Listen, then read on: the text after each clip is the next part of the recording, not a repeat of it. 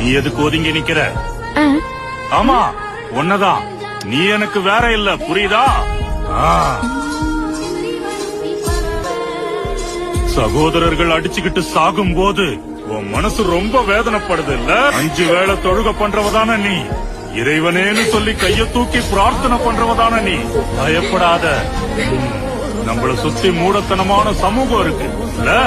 தேன் நமக்கு மருந்து, நெய்யும் நல்லது. ஆனா அது ரெண்டையும் கலந்து கொடுத்தா விஷமாயிடும். அதே மாதிரி மதமும் அரசியலும் சேர்ந்ததுன்னா பைத்தியம் பிடிச்சிடும்.